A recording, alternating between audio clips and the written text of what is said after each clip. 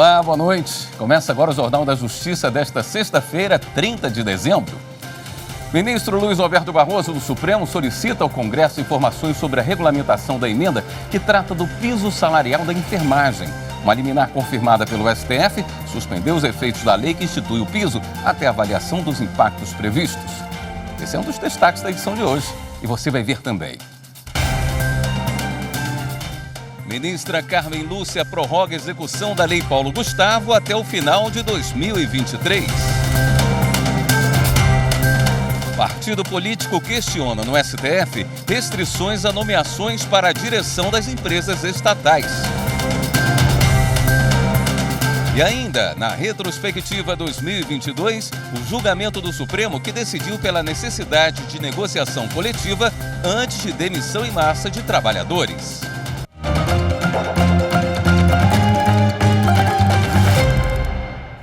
O ministro Luiz Roberto Barroso, do Supremo Tribunal Federal, pediu ao Senado e à Câmara dos Deputados informações sobre a tramitação do projeto de lei que vai regulamentar a emenda constitucional sobre o pagamento do piso salarial da enfermagem. Em setembro, o STF confirmou a liminar que suspendeu o piso da categoria até uma avaliação do impacto financeiro e da qualidade dos serviços. A ação foi ajuizada pela Confederação Nacional de Saúde. No último dia 22, foi promulgada a emenda constitucional que prevê a responsabilidade da União em prestar assistência financeira complementar aos estados, Distrito Federal, municípios e às entidades filantrópicas.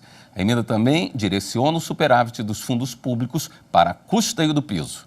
O ministro Barroso pediu as informações ao Congresso para ajudar na análise de pedidos tanto de revogação quanto de manutenção da medida liminar. E a ministra Carmen Lúcia, do Supremo, determinou a prorrogação do pagamento de 3 bilhões e 800 milhões de reais da Lei Paulo Gustavo até o final de 2023. O partido Rede Sustentabilidade entrou com uma ação no Supremo pedindo que o governo federal repasse as verbas para o setor de cultura previsto na Lei Paulo Gustavo. O valor chega a 3 bilhões e 800 milhões de reais. O partido também pediu a prorrogação do pagamento aos beneficiários até o final de 2023. Alegou que uma decisão do Supremo já suspendeu a medida provisória que dificultava o repasse de verbas para a cultura. A ministra Carmen Lúcia atendeu ao pedido do Rede Sustentabilidade. Ela determinou que o Executivo autorize o pagamento até amanhã, que é o prazo final para o governo usar o orçamento de 2022. Já o repasse do dinheiro aos beneficiários da lei poderá ser feito até o final do ano que vem, ou até que o Congresso Nacional decida sobre a medida provisória. E o STF deve analisar um pedido de liminar do Partido Comunista do Brasil que questiona trechos da lei das estatais. A norma exige quarentena para a nomeação de conselheiros e diretores das empresas públicas.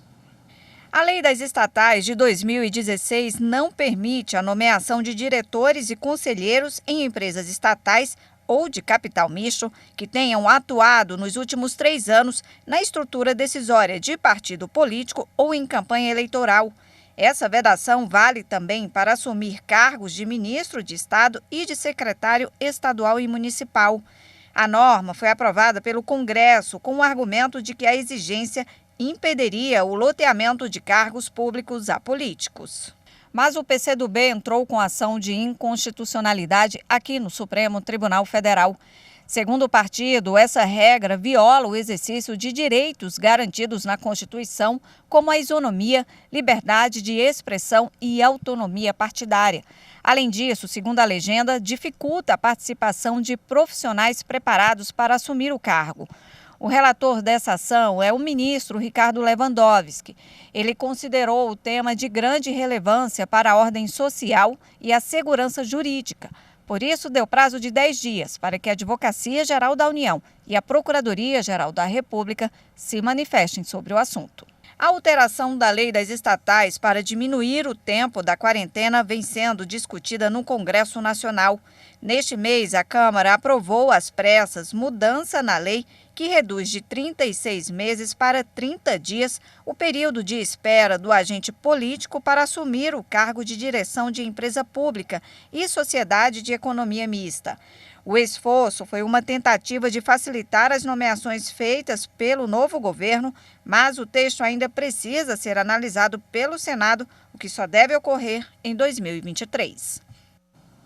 O ministro Ricardo Lewandowski, do Supremo, arquivou notícia-crime que acusava o presidente Jair Bolsonaro de usar os eventos do feriado de 7 de setembro para pedir votos na eleição de outubro.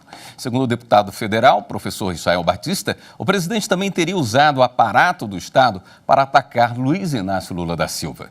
O ministro Ricardo Lewandowski arquivou a notícia-crime a pedido da Procuradoria-Geral da República. A PGR entendeu que não havia elementos suficientes para a abertura de uma investigação. E a pedido do Ministério Público Federal, a Justiça Federal determinou que hospitais de Uberlândia, em Minas Gerais, tomem providências urgentes para a realização de cirurgias cardíacas pelo Sistema Único de Saúde em pacientes que estão na fila de espera. De acordo com a decisão judicial, as unidades de saúde devem informar o cronograma para a realização dos procedimentos cirúrgicos. Caso nenhuma providência seja tomada, a determinação é para que ocorra a retirada de 7,5 milhões das contas do Estado de Minas Gerais. Ao fundamentar a decisão, o juiz Osmar Vaz de Melo da Fonseca Júnior considerou que a omissão das entidades envolvidas pode gerar dano irreparável com consequências irreversíveis à saúde dos inúmeros pacientes.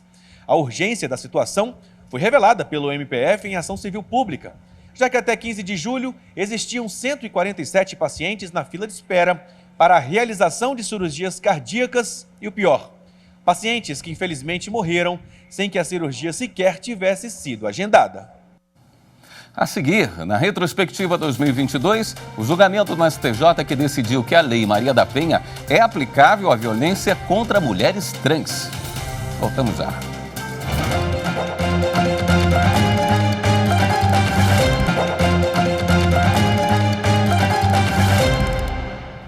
O montador que sofreu lesão na coluna durante o serviço conseguiu aumentar a indenização por dano moral de 30 mil para 70 mil reais. A decisão é da segunda turma do Tribunal Superior do Trabalho, que entendeu que o valor fixado foi baixo diante da gravidade do caso. O Tribunal Regional do Trabalho da 14ª Região, em Rondônia, havia reconhecido o nexo de concausalidade entre o trabalho realizado para a construtora Odebrecht e a doença ocupacional desenvolvida pelo empregado. Por isso, condenou a empresa a pagar reparação de 30 mil reais por dano moral. Na decisão, o regional ressaltou que, segundo a perícia, o trabalho foi determinante para o surgimento da doença na coluna do montador. Postura inadequada, posições forçadas, gestos repetitivos e ritmo de trabalho penoso. Essas foram as alegações feitas pelo trabalhador no processo. O trauma na coluna vertebral teria ocorrido após um dia de intenso trabalho, em que carregou cabos de aço, manilhas e outros objetos com peso acima de 30 quilos. O empregado foi diagnosticado com hérnia na coluna, mas não chegou a ser afastado pelo INSS. Ele disse que as dores não passavam e, por isso, acabou sendo dispensado. O caso chegou ao TST e foi julgado pela segunda turma. A relatora, ministra Maria Helena Malman, considerou que, diante da condição econômica da empresa, o valor fixado como reparação foi baixo. Ela observou que o empregado foi demitido por estar doente e no momento em que mais precisava de um plano de saúde. Por isso, propôs aumentar o valor da indenização para 70 mil reais. O voto foi seguido por unanimidade. Um bancário da Caixa Econômica Federal vai receber diferenças salariais por intervalos que ele não tirou ao longo de 3 anos de trabalho. A seção 1 de dissídios individuais do TST confirmou que a pausa está garantida em normas coletivas para profissionais que realizam atividades de digitação com movimentos repetitivos. O bancário contou no processo que exerceu a função de caixa executivo por quase 3 anos. Nesse período, ele não tirou os intervalos previstos em normas internas do banco e em acordos coletivos da categoria. Por esse motivo, ele pedia à Justiça do Trabalho o pagamento das diferenças salariais a título de horas extras. Em defesa apresentada no caso, a Caixa Econômica Federal justificou que não ficou comprovado que o trabalhador exercia atividades que demandassem esforço repetitivo, portanto, não havia necessidade de pausas durante a jornada. O Tribunal Regional do Trabalho da Primeira Região, no Rio de Janeiro, reformou a sentença de primeiro grau que havia aceitado o pedido do bancário. Para o TRT, o profissional não fazia serviços de digitação de forma contínua e ininterrupta, já que ele atuava também com pagamentos, entregas e movimentação de dinheiro. A 8ª turma do Tribunal Superior do Trabalho seguiu o mesmo entendimento em recurso apresentado na Corte. O trabalhador recorreu novamente, dessa vez à seção de dissídios individuais, responsável por uniformizar a jurisprudência trabalhista. Ele argumentou que o fato de a atividade não ser executada com exclusividade era irrelevante diante do direito de usufruir das pausas. Os ministros da SDI1 foram unânimes ao entenderem que existe norma coletiva prevendo a concessão de intervalo para todos os empregados que exerçam atividades de digitação. O colegiado relembrou que, ao julgar caso semelhante no ano passado, a seção de dissídios individuais estabeleceu que os caixas executivos têm direito à pausa, mesmo que o lançamento de dados no sistema não seja a única função deles. A Justiça garantiu a uma universitária o direito de se matricular com prioridade em matérias obrigatórias da grade curricular, porque ela provavelmente está prestes a concluir o curso. A sentença confirmada pela 6ª turma do Tribunal Regional Federal da Primeira Região determinou que a Universidade da Bahia realize a matrícula da aluna na condição de provável concluinte, mesmo que ela já tenha entrado anteriormente nessa lista prioritária. A universidade vinha se negando a fazer isso por causa de uma resolução específica do Instituto de Humanidades, Artes e Ciências, que limitou a prática por entender que isso seria privilegiar um estudante em detrimento dos demais. A instituição argumentou ainda que o Poder Judiciário não pode se sobrepor à sua autonomia, mas o relator do caso, o desembargador federal João Batista Moreira, entendeu que é preciso ter ponderação em relação aos alunos que se encontram quase no término do curso e considerou que o regramento interno limitou excessivamente a utilização da preferência e se sobrepondo à resolução do Conselho Acadêmico de Ensino da Universidade. Por tudo isso, a sentença foi mantida. Fim de ano é sinônimo de viagem para muita gente. Mas para evitar dor de cabeça na hora de embarcar e desembarcar em aeroportos, é importante ficar atento aos horários de voo, ter cuidado com as bagagens e guardar os comprovantes de compra das passagens. Mais de 9 milhões de pessoas devem passar pelos aeroportos do país neste período de festa, segundo o Ministério do Turismo, o que representa um aumento de 45,6% de passageiros em relação ao mesmo período do ano passado. E com tanta gente nos aeroportos, a Infraero orienta os passageiros a redobrar a atenção com a bagagem ao fazer o check-in e ter certeza que colocou a mala na esteira e que foi etiquetada corretamente, para que na troca de aeronaves em conexões, a bagagem não vá para o avião ou aeroporto errado. O passageiro também não deve deixar a mala em algum cantinho no saguão para ir fazer um lanche ou ir ao banheiro. Assim, evita furtos ou que outra pessoa pegue a mala por engano. Também é recomendado lacrar a mala e só abrir se for solicitado pela segurança do aeroporto em inspeção. Já em relação a atrasos de voos ou cancelamentos, o Código de Defesa do Consumidor determina que as empresas aéreas têm a obrigação de avisar o passageiro e imediatamente oferecer outro voo que atenda às necessidades do consumidor. A lei brasileira ainda proíbe o chamado overbook, que é quando a companhia aérea vende mais passagens do que o número de assentos disponíveis no avião. E para fazer valer seus direitos, o viajante deve ficar atento e sempre guardar todos os documentos e comprovantes de compra de passagem, check-in, check-out e até mesmo fotografar e filmar qualquer mudança de voo anunciada de última hora. É necessário que você opte pelo meio mais viável, mais rápido, para você ter o seu problema sanado, que é o reembolso, que é a realocação em outro voo, o mais breve possível. Então, dialogar com o fornecedor é algo importante, tá? Ultrapassado isso, você não conseguiu êxito no seu diálogo com o fornecedor, né, com a empresa aérea, existem os órgãos protetivos do consumidor, o PROCON, o consumidor.gov, porque ingressar com uma medida judicial sem uma tratativa anterior não é interessante, né? Não é interessante, também não é o que nós indicamos enquanto especialistas do direito do consumidor. É importante você ter todo o meio de prova, todo o percurso, né, de que você, de boa fé, tentou sanar essa problemática que não foi gerada por você enquanto consumidor, que é vulnerável, né, que é considerado como hipossuficiente diante dessa relação consumerista, diante do negócio, e aí sim, você, concluindo que não teve êxito nisso, você vai procurar um advogado, um especialista, para poder ajuizar uma ação. As turmas de Direito Penal do Superior Tribunal de Justiça proferiram mais de 143 mil decisões ao longo deste ano. A sexta turma, por exemplo, julgou cerca de 70 mil ações, entre elas a que decidiu que a Lei Maria da Penha é aplicável à violência contra a mulher trans. Vamos relembrar esse julgamento na retrospectiva do STJ.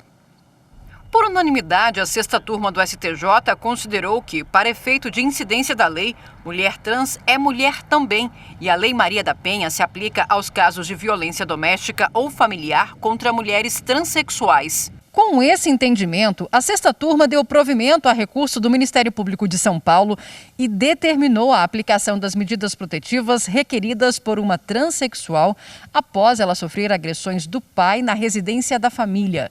O Juízo de Primeiro Grau e o Tribunal de Justiça de São Paulo negaram as medidas protetivas, entendendo que a proteção da Lei Maria da Penha seria limitada à condição de mulher biológica. Ao STJ, o Ministério Público argumentou que não se trata de fazer analogia, mas de aplicar o texto da Lei Maria da Penha, que no artigo 5º, ao definir seu âmbito de incidência, refere-se à violência baseada no gênero e não no sexo biológico. Em seu voto, o relator ministro Rogério Schietti Cruz apontou as diferenças de conceito de sexo e gênero e ressaltou entendimentos doutrinários, segundo os quais o elemento diferenciador da abrangência da lei é o gênero feminino, sendo que nem sempre o sexo biológico e a identidade subjetiva coincidem. Segundo Schietti, o verdadeiro objetivo da lei é punir, prevenir e erradicar a violência doméstica e familiar contra a mulher em virtude do gênero e não por razão do sexo.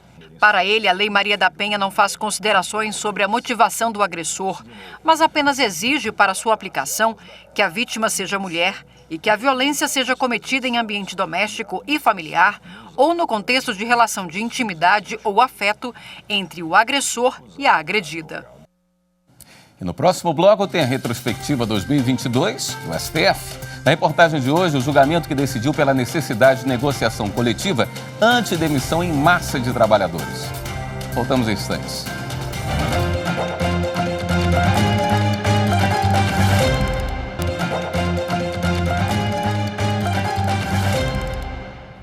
O plenário do Supremo Tribunal Federal, por maioria, decidiu pela necessidade de negociação coletiva antes de demissão em massa de trabalhadores. A decisão foi em junho deste ano. Vamos ver como foi esse julgamento na retrospectiva 2022. O caso diz respeito à dispensa em 2009 de mais de 4 mil empregados da empresa brasileira de aeronáutica, a Embraer. No recurso, a empresa e a Eleb Equipamentos questionam decisão do Tribunal Superior do Trabalho que estabeleceu, em relação a casos futuros, a necessidade de negociação coletiva antes de demissão em massa. O julgamento no plenário do STF começou em maio do ano passado, quando o relator do recurso, o ministro Marco Aurélio, entendeu que não há previsão legal que obrigue a negociação prévia nas hipóteses de demissões coletivas ou em massa. Na ocasião, acompanharam o relator os ministros Nunes Marques e Alexandre de Moraes. Os ministros Edson Fachin e Luiz Roberto Barroso divergiram por entenderem que o TST não exigiu acordo ou autorização prévia para a demissão, mas apenas que os representantes dos sindicatos sejam ouvidos e tenham o direito de apontar outras saídas. O julgamento foi retomado com o voto vista do ministro Dias Toffoli, que acompanhou a divergência. Reputo imprescindível a participação prévia dos sindicatos profissionais, como requisito de validade das dispensas coletivas, por imperativo constitucional no que tange à garantia do pleno emprego, ao valor social do trabalho, bem como ao disposto no artigo 8º 3 da Constituição Federal, o qual requer-se investir os sindicatos de legitimidade para a defesa dos direitos e interesses coletivos ou individuais das categorias profissionais. E aqui vale frisar, não se trata de pedir autorização ao sindicato, mas de envolvê-lo em um processo coletivo com foco na manutenção de empregos, poderá encontrar soluções alternativas ao rigor das dispensas coletivas, evitar a incidência de multas, contribuir para a recuperação e o crescimento da economia do país. As ministras Carmen Lúcia e Rosa Weber e o ministro Ricardo Lewandowski também votaram pela validade da decisão do TST. Esta negociação na fórmula que foi apregoada aqui, especialmente a partir do voto e da proposta de tese do ministro Barroso, a quem estou acompanhando no sentido de ser imprescindível o diálogo democrático nos termos da Constituição, no cenário constitucionalmente estabelecido, o que não significa que se tenha uma autorização como vinculante para o resultado. Em face da leitura atualizada da legislação infraconstitucional do país, é preciso, ou é inevitável, diz o acórdão, concluir-se pela presença de um Estado democrático de direito. O ministro Gilmar Mendes votou com o relator. Já o ministro Alexandre de Moraes mudou o voto, acompanhando a divergência. Assim, o plenário, por maioria, decidiu pela necessidade de negociação coletiva antes de demissão em massa, com a seguinte tese de repercussão geral. A intervenção sindical prévia é exigência procedimental imprescindível para a dispensa em massa de trabalhadores, que não se confunde com autorização prévia por parte da entidade sindical ou celebração de convenção ou acordo coletivo. E agora a gente exibe uma reportagem especial produzida pelo Tribunal de Justiça de Mato Grosso sobre a expedição Araguaia-Xingu. O evento possibilitou que casais apaixonados concretizassem o sonho de oficializar a união. Foi um momento emocionante para muitas famílias.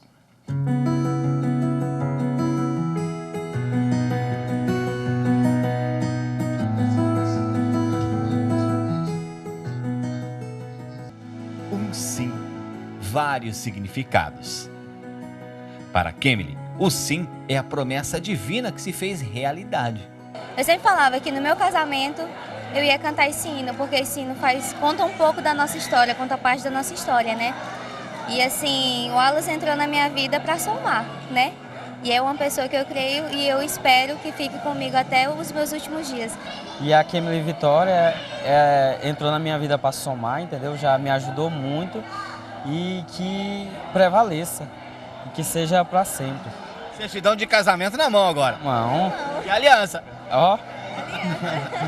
E daqui a pouco certidão de nascimento. Demais. Para o Rodrigo e a Geice, é a confirmação de uma união já desejada e apoiada por familiares, amigos, por toda uma torcida. Isso é um momento muito especial, né? E assim, ficar alegre com a torcida de todos que estão aqui presentes, né? Todo mundo torcendo pela nossa união. De nós dois que ficamos sabendo que vinha a expedição e já aproveitamos. Já para Elizabeth, é um sim pela vida, um sim para quem se recusou a ceder para a Covid. Eu tive no Vale da Morte, né? Peguei um Covid no dia 28 de abril, aí fui para Água Boa, fiquei lá entubada 9 dias, fiquei na UTI 41 dias e estou aqui de volta de novo, no meio dos meus amigos, da sociedade que eu amo muito em São Félix, né? E estou casando, estou feliz, encontrei o meu príncipe encantado, né? Mas a gente está com 11 meses junto, né? Mas o nosso namoro é de criança que a gente teve e reencontramos de novo. E para o Salomão, que casou com a Elizabeth, é um sim para um amor da juventude. Um sim para quem aos 60 anos ainda tem energia para iniciar uma nova vida, ao lado de um amor de décadas atrás. Que a Beth, a primeira vez que nós se vimos não foi agora, 40 anos atrás, nós já se conhecemos, nós namoramos, nós era jovem, depois nós, um foi para o lado, outro para outro, se encontramos agora e deu certo, estamos casados. O tempo todo nós se encontramos e demos certo, conversamos, se entendemos e estamos morando juntos. Graças a Deus, feliz. E agora casado. E agora casado. Viva o amor! Viva o amor! Gente, vamos amar. Não esqueça. Sim, em uma simples palavra de apenas 3 letras, tantos significados, tantas expectativas, tantos desejos. Para a Expedição Araguaia-Xingu, cartórios locais e prefeituras municipais é um sim pela formalização de mais de 50 uniões, mais de 50 famílias. Um sim pela segurança jurídica que sustenta também no mundo formal um amor que de fato une esses casais há anos, décadas até. Um sim pelo casal, um sim pela família, um sim pelo amor.